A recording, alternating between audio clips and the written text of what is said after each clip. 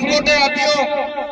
Supreme કોર્ટે પણ કીધું કે ન લોકસભા ન વિધાનસભા, सबसे ऊंची ग्राम सभा। ત્યારે આપણા મુખ્ય વાત કરી કે ગ્રામ સભાનો પાવર છે। અનુસૂચિ 5 વિસ્તારમાં ગ્રામ સભાની પરવાનગી લેવી પડે। આ વિસ્તાર 1996 અંતર્ગત આવે છે। તમારે આ કાર્યક્રમ કરવા માટે, તમારે આ પ્રકારનું પ્લાન્ટેશન કરવા માટે ગ્રામ સભાને કેમ જાણ કરવામાં નથી આવી? ગામ લોકોને કેમ નોટિસો આપવામાં નથી આવી? ગામ સભાની મંજૂરી કેમ લેવામાં નથી આવી? એવા સવાલો કરતા વનકર્મીઓએ, પોલીસ અધિકારીઓએ ઉશ્કેરાઈ જઈને આપણા 10 થી 15 આગેવાનોને પકડીને બળજબરીપૂર્વક અહીંથી પોલીસ સ્ટેશને લઈ જવા માટેના પ્રયાસો કર્યા। ત્યારે ગામના લોકો એમને છોડાવવા માટે આગળ આવ્યા। ગામ લોકો છોડાવવાનો પ્રયાસ કર્યો ત્યારે પોલીસના અધિકારીઓએ પૂર્વ આયોજિત કાવતરા મુજબ એ લોકોએ ગામના લોકોને દોડાવીને લાઠીચાર્જ કર્યો। હમણાં જ ગામના મુખીએ, ગામના સરપંચે, એમને ગામના પોલીસ પટેલે મને કીધું કે લગભગ 32 થી 35 લોકો ગંભીર રીતે ઘવાયેલા છે, એમને ઈજાઓ પહોંચી છે અને એ લોકો પોલીસના ડરના કારણે સરકારી દવાખાનાઓમાં નથી ગયા, પણ ઔષધિઓની દવા કરે છે, દેશી દવા કરે છે અને આજે પણ એ લોકોની સ્થિતિ ખૂબ જ ગંભીર છે। ત્યારે મિત્રો સવાલ એ થાય છે કે આ પ્રકારની સૂચના કોણે આપી પોલીસને? કયા ભાજપના નેતાઓએ પોલીસને મોકલ્યા? કયા ભાજપના નેતાઓના ઈશારે લાઠીચાર્જ થયો? કયા ભાજપના નેતાઓના ઈશારે અહીંયા 27 જેટલા ટીયર ગેસ છોડવામાં આવ્યા? અને કયા ભાજપના નેતાના ઈશારે અહીંયા 50 થી પણ વધારે રાઉન્ડ ફાયરિંગ કરાવવામાં આવ્યું? આ ફાયરિંગમાં નાસભાગ કરતા ઘણી માતાઓ, ઘણા બહેનો, ઘણા વડીલો ઈજા પામેલા છે। ત્યારે સાથીઓ, આપણો આદિવાસી સમાજ સંવિધાન અને સંવાદમાં માનનારો છે।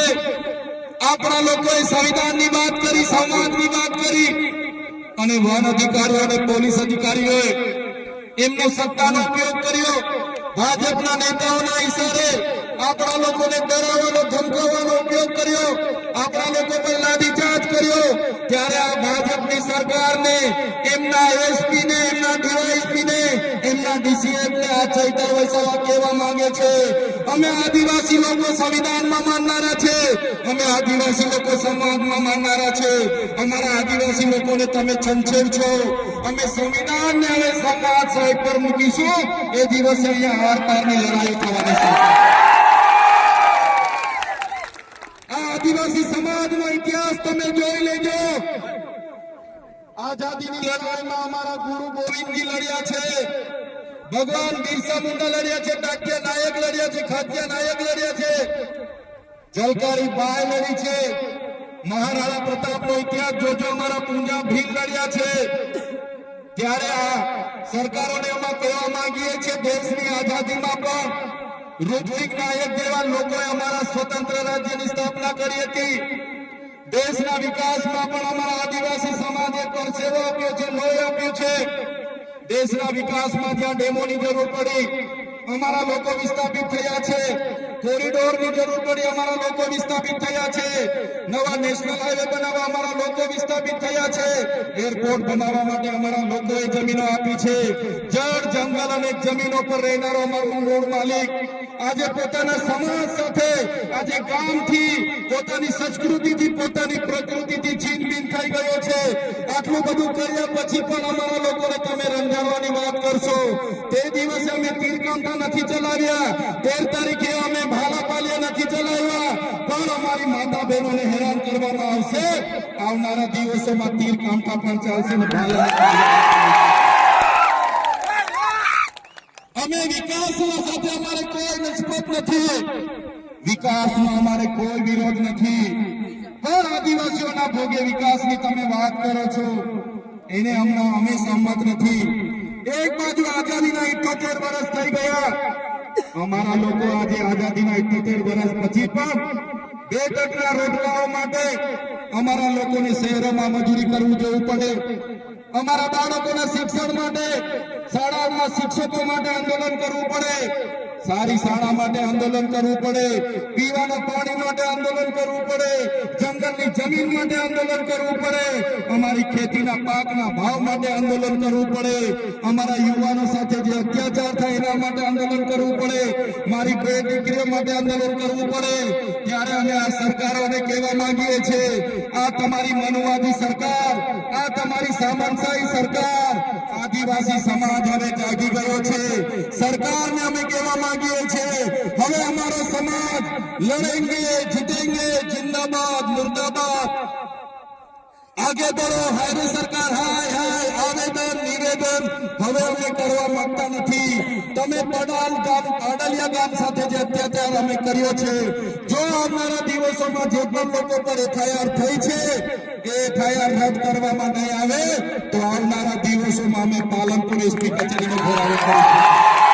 એકલા નથી, તમારી સાથે આખા ગુજરાતના આદિવાસીઓ ઉભા છે અને જે આદિવાસીઓને બદનામ કરવાનો એમના સરકારોએ, એમના મંત્રીઓએ કર્યું છે કે આદિવાસીઓએ હુમલો કરી દીધો, આટલા પોલીસ અધિકારીઓને હુમલો કરી મારી નાખવાના પ્રયાસ કર્યા, ત્યારે આદિવાસી તો અહીંયા 3 કલાક સુધી વિનંતી કરતો હતો કે સાહેબ, અમે અમારા બાપ દાદાઓથી અહીંયા રહીએ છીએ, 3 પેઢી 4 પેઢીથી અમારું ગામ છે, ઘર છે, અમારો કુવો છે, અમે 2006 અંતર્ગત વન અધિકાર અધિનિયમ અંતર્ગત આ જમીન માંગવા માટેની અરજીઓ કરી છે, અમને સનતો પણ મળી છે, કેટલા લોકોની સનતો પણ પેન્ડિંગ છે, છતાં કોઈનું સાંભળ્યા વગર જે વન વિભાગ, જે પોલીસ અધિકારીઓ અને રેવન્યુ વિભાગે જે કૃત્ય કર્યું છે એની અમે નિંદા કરીએ છીએ, એને અમે વખોડી કાઢીએ છીએ. આજે અહીંયા લીગલ સેલના પણ મારા વકીલો, મારા એડવોકેટ ટીમો આવેલી છે, ત્યારે જ્યારે પણ આ ગામને ન્યાયિક લડતની જરૂર પડશે, જ્યારે પણ આ ગામના લોકોને લીગલી લડતની જરૂર પડશે, ત્યારે પણ અમે તમારી સાથે છે. અને જો આવનારા દિવસોમાં જે લોકોના આદેશોથી અહીંયા હિંસા થયેલી છે એ લોકો પર એફઆઈઆર કરવામાં નહીં આવે, કાં તો આપણા લોકો પર થયેલી એફઆઈઆર રદ કરવામાં નહીં આવે, તો આવનારા દિવસોમાં પાલનપુર જિલ્લા કચેરી ખાતે ખૂબ મોટું આંદોલન કરવા આપણે બધાએ પહોંચી જવું પડશે. એના માટે પણ અમે આહવાન કરીશું. સાથીઓ, ગુજરાતમાં આપણે 15% આદિવાસી વસ્તી છે, 15% આદિવાસી વસ્તી છે. રાજસ્થાન આપણી નજીક છે, મધ્યપ્રદેશ નજીક છે. કોઈએ ડરવાની જરૂર નથી. જે લોકો સંવિધાનનું ઉલ્લંઘન કરીને આપણને ડરાવવાની કોશિશ કરે છે, ત્યારે જે સંવિધાન એ બાબા સાહેબ આંબેડકરે બનાવેલું સંવિધાન છે, જયપાલસિંહ મુંડાએ બનાવેલું સંવિધાન છે, અનુસૂચિ 5 માં મળેલા આપણા અધિકારો છે એને બચાવવા માટે આપણે બધાએ હવે આગળ આવવું પડશે. મારા યુવાનો, મારા વડીલો, મારી માતા બહેનોને કહેવા માંગુ છું, આજે પાડલિયા ગામમાં જે થયું છે એની પાછળ ઉદ્યોગપતિઓના હાથ છે, એની પાછળ ભાજપના મંત્રી તંત્રીઓના હાથ છે. એમણે પોલીસ અને વન વિભાગને એમનો હાથો બનાવીને આપણી સાથે લડાવીને, આપણને ડરાવીને આપણી જમીન મેળવવાના પ્રયાસો કર્યા છે. ત્યારે આપણે બધાએ પક્ષ, પાર્ટી, સંગઠન, સંપ્રદાય અને બધું જ ભૂલીને એક આદિવાસી તરીકે જ્યારે પણ આપણા ભાઈ સાથે અન્યાય થાય, જ્યારે પણ આપણી બેન સાથે અન્યાય થાય, જ્યારે પણ આપણી જરૂર પડે ત્યારે બધાએ એક અવાજ પર ભેગા થવા માટે તૈયાર થઈ જવું પડશે, નહીં તો આપણી જમીન આ લોકો આપણા પાસે છીનવી લેશે. ત્યારે સાથીઓ, આજે મારી તબિયત પણ નરમ હતી, પણ જે મારી બેન કાલે પરમ દિવસે એમના વિડીયો મેં જોયા, ગામના લોકો સાથે સંપર્ક કર્યો, ત્યારે મને થયું કે જઈને બેનને મળીએ, હકીકત જાણીએ. અને અહીંયા આવીને જોયું ને જાણ્યું, ખરેખર ખૂબ અત્યાચાર આપણા લોકો સાથે થયો છે અને પાછા આપણા લોકો પર જ એફઆઈઆર થઈ છે અને કોમ્બિંગ કરીને બધાને પકડવાની વાત છે. ત્યારે કોઈએ ડરવાની જરૂર નથી. ક્યાંય પણ તમારી સાથે અન્યાય થશે તો આખા ગુજરાતનો, આજુબાજુ રાજસ્થાન હોય કે મધ્યપ્રદેશનો આદિવાસી સમાજ તમારી સાથે છે. ત્યારે મારા વડીલો, મારી યુવાનો, મારા ભાઈઓ અને બહેનોને અમે કહેવા માટે આવ્યા છે, જ્યારે પણ આદિવાસી સમાજની લડતની વાત હશે, જ્યારે પણ આદિવાસી સમાજ માટે લડવાનું હશે, એ સડકથી લઈને સદન સુધી અમે લડવા માટે તૈયાર છે, પણ તમારો બધાનો સહકાર અમને જોઈશે. ત્યારે આ લોકો સામે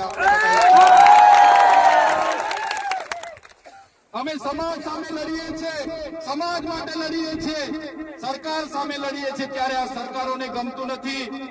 અમને પણ જેલોમાં નાખી દેવામાં આવે છે, જેલોમાં લઈ જઈને અમને ડરાવવામાં આવે છે, ધમકાવવામાં આવે છે, વેદના આપવામાં આવે છે, મારા પરિવારને પીડા આપવામાં આવે છે.